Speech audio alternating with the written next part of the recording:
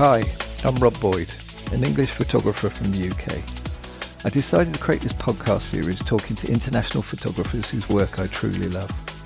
I realised I knew nothing about these amazing people apart from their names and their stunning work. So I created a set of hopefully entertaining questions that finds out who they are and what they love.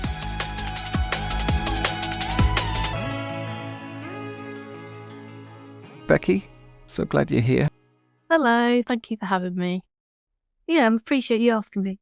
If you can start by your name, your Instagram name, that'd be brilliant. Yeah, so my name is Becky Stacey, and my Instagram name is Becky JS Photography. So Becky, J is for Joanne, S for Stacey, Photography. I didn't know what to choose. No one ever knows. And I wonder now whether I should have even put photography on it. You know, you never know. And have you got a website? I don't, no. Mark keeps saying I should get on to doing one, and I've been meaning to. I've gone onto Squarespace, and I know all the YouTube photographers that we watch, they always have this Squarespace discount or voucher, you know, little offer, but I still haven't got around to doing a website. But I would like one, and maybe at the end of the year I'll have one ready, but who knows. Where do you live? I live in Lincoln, or just outside Lincoln, in a little village called Saxelby. I've been here about over 20 years now. I moved here for university, met Mark, we stayed here for a bit, bought a house, realised it's a lot cheaper, and yeah, rest is history. Excellent. And where are you from originally? Originally from a town in Hertfordshire called Cheshunt. So grew up there, never moved from there. I do tend to, if people ask me, I do like to say North London instead, because I think it sounds a little bit cooler than saying I'm from Cheshunt. But I've got family in North London. That's where my nan lived, and I spent a lot of time there. So yeah. So if I came and visited you, where would you take me to shoot? See, this is a difficult one because I don't tend to shoot that much in Lincoln. I find there's not a huge amount here. So what I think I would probably do is jump on the train, head over to Sheffield, because that's not too far away. I love Sheffield. It's a really nice city. It's also where Park Hill Estate is, and that's one of my favourite brutalist buildings. So get on train to Sheffield, wander around Park Hill, and take some photographs there, and then head off maybe to Kelham Island and shoot around there as well. It's really great in summertime. So sorry, Lincoln, but I'd take us away. Is there anything there for tourists?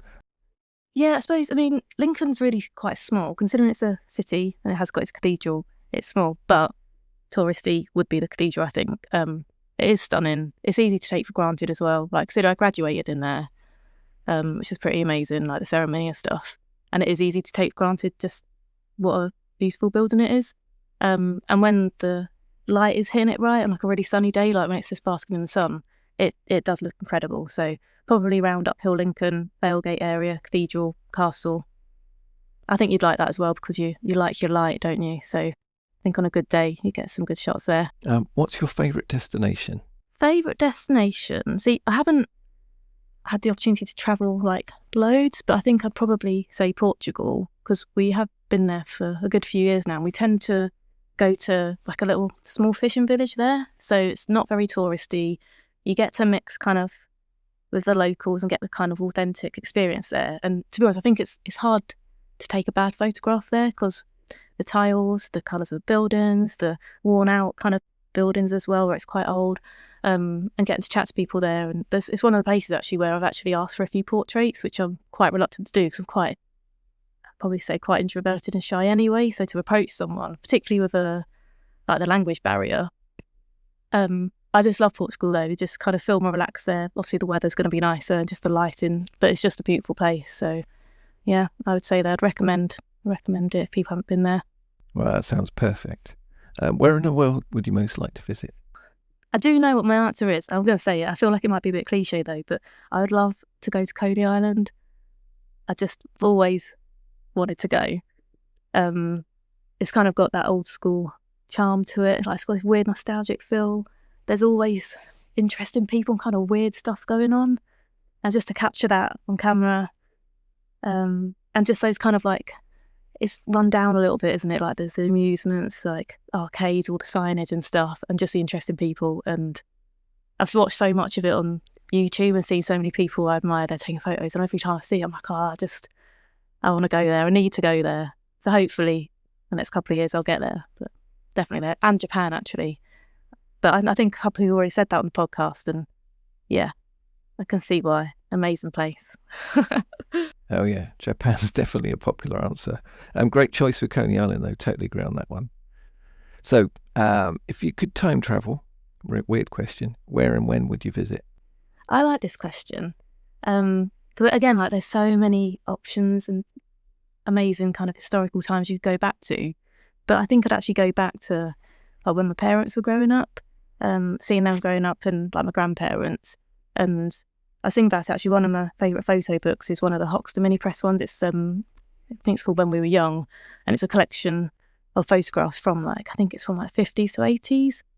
And just looking at those, and you can kind of feel the nostalgia from them, and they resonate with you, and you kind of relate to them. And just thinking like I would love to have been there and been able to take those rather than just go, oh yeah, Mum, that one looks a bit like you. Or I can imagine that setting like when you go for picnics and stuff. So it would be amazing to go back and actually live that and be able to photograph it. So I think that would be my choice. Amazing. So if you could photograph anyone in history, who would you shoot? See, this is another great question. And I think the first person that comes to mind is Jim Morrison. I'm a massive Doors fan. And even when I was at uni, like I did some kind of design projects and focused on 27 Club, you know, like rock stars that died at 27 and all the conspiracy theories. And it kind of fascinated me. And Jim Morrison was one of my favourite people to explore and research then. And obviously he's like a beautiful man, I don't know, a true eccentric and just crazy, like exciting person to photograph, I imagine. I think even not necessarily seeing him performing, I think just being able to sit down with him, more intimate kind of setting, and just get some kind of candid portraits and stuff.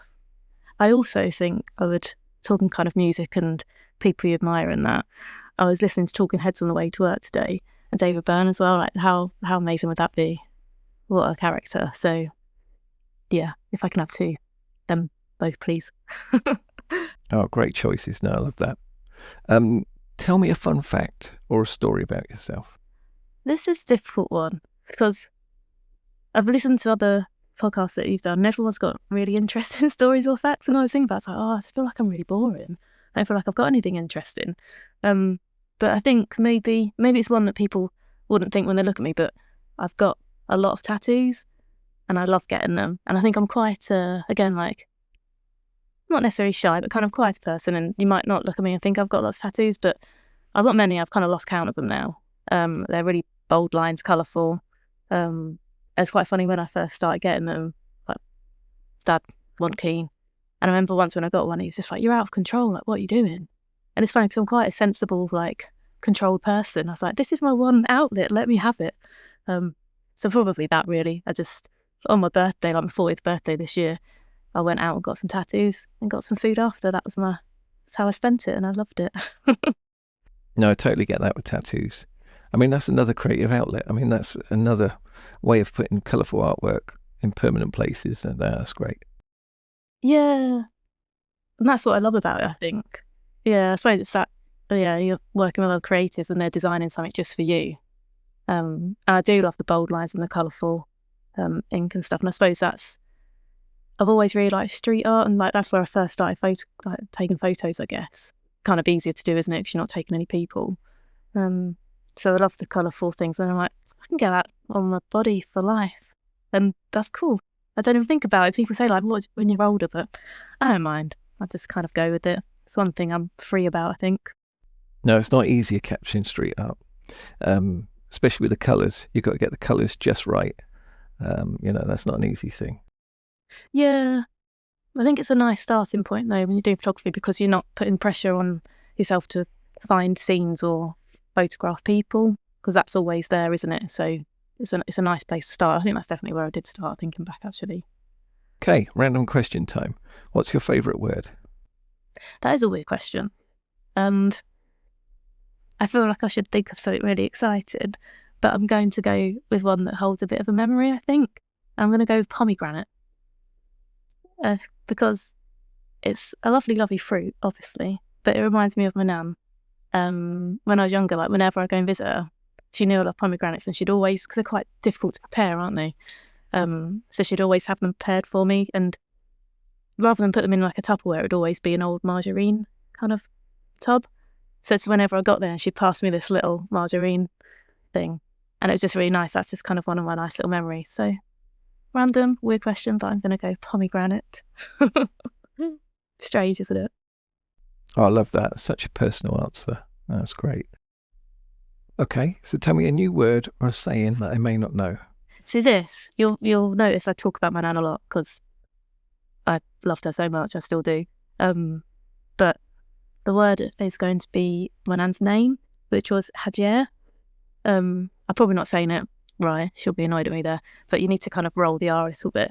But it's actually spelled Hacer. So a lot of people will say Hacer, or ask how it's said, and I kind of like that.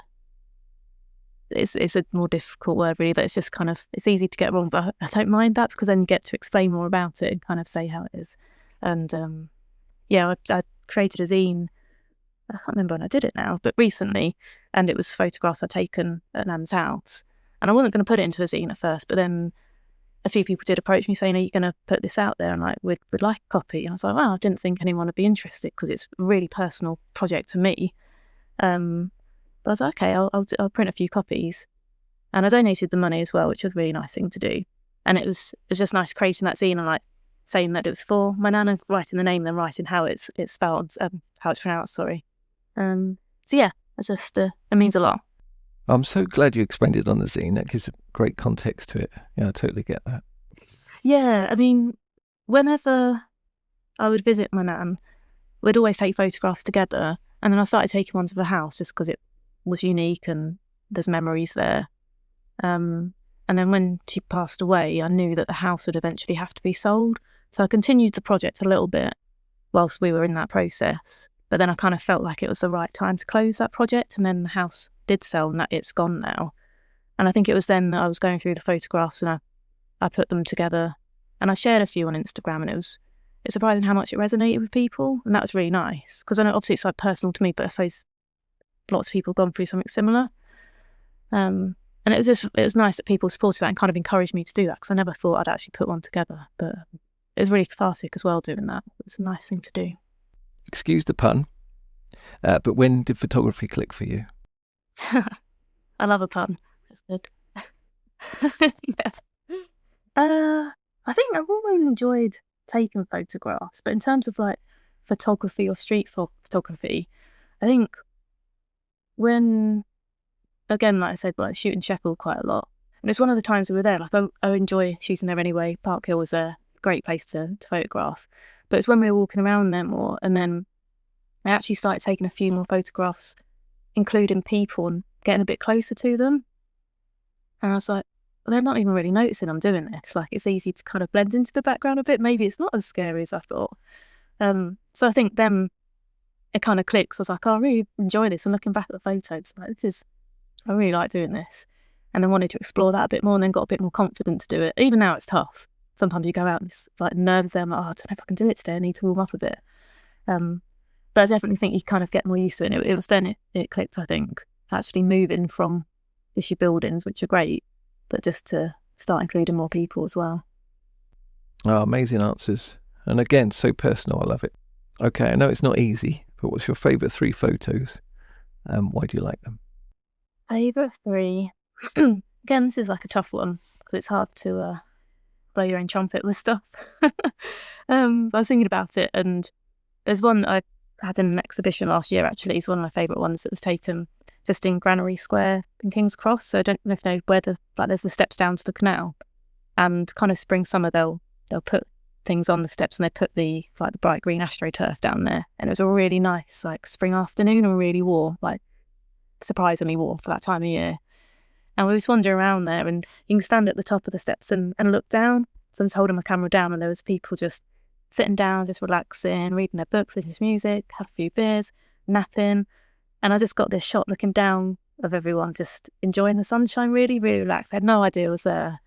And it was just a really nice kind of warm, happy photograph, really. And just the composition seemed to work well. Everyone seemed to be spaced out nicely, which was good.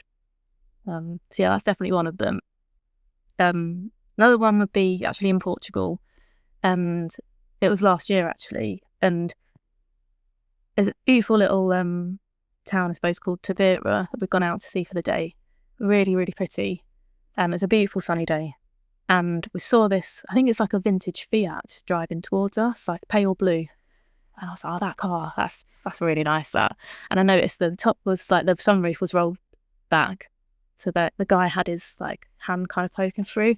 And then I wanted to try to run close to the car to get it because it's going to be going past us soon. And then I noticed this little black fluffy dog just had his head poking out the front window. I was like, oh my God, I feel even better. So I made sure I got to it, got the photograph, and it seemed to just line up well in the composition. I was just like, yes, like at the end of the day that we've been there, I was like, I think I've got a really good shot there. I'm really pleased with it. So that's one of them. And I think the third one, not necessarily street photography actually, it's going back to Milan again. Like I say, we used to always take, whenever I visit, I would always take a selfie just on my phone. It's like our little thing. But then I started taking portraits of her as well. And we'd just be chatting, so sometimes you wouldn't even really notice me doing them, so really candid ones. And there's one that I got when she's just sipping on a like mug of coffee or tea, but the way she held it, she would always hold it with two hands, I suppose just to steady herself a bit more. And then when she'd take a sip, she'd always close her eyes. So it's just this little cute like photo of her, it's like her hand's holding it and her eyes are closed and she just looks adorable and sweet. It's like, just cherish that photo. So not a street one, but definitely one of my favourites. What advice would you give to new photographers? I think a lot of people probably say the same thing in terms of like just keep going and don't give up, because I think it can be disheartening sometimes. You go out and you feel like you've not got that photo or any photos. But I think for me, I kind of enjoy the process just as much as like the end result with stuff. So I think just keep going and be patient with it, and also don't be put off by gear, because obviously it's great to have a decent camera, but there's a lot of people that will spend a lot of money on gear, and then you just put pressure on yourself thinking I can't do this without this amazing technology, amazing camera. But yeah, just keep going and don't be put off by things like that, because everyone can do it. And just enjoy it, because I just love it. It's like a real mindful activity, I think. Even though you're in busy areas, but you're focusing, you're just like more present and just looking around more and just taking it in more and just appreciate where you are a lot more. Yeah, and the time flies by, especially when you have a camera in your hand. It does. And you get your steps in as well. It always surprises me. I look back at my phone, I'm like, oh my God, like we walked miles today, which is good. And finally, what's your goals going forward?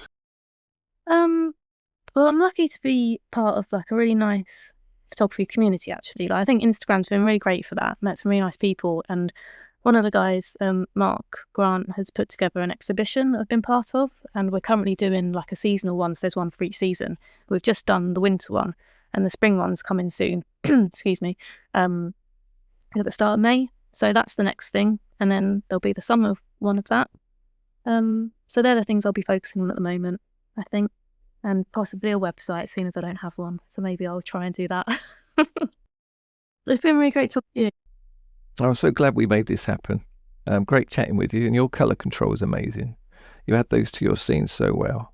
Thank you. Yeah, I do. I enjoy that. I think that's probably where I started. Like, you look for colour and then getting more into it, and then adding people and creating scenes. Yeah. Well, take care, and thanks again. Thanks for having me. I've really enjoyed it, albeit a bit nervous.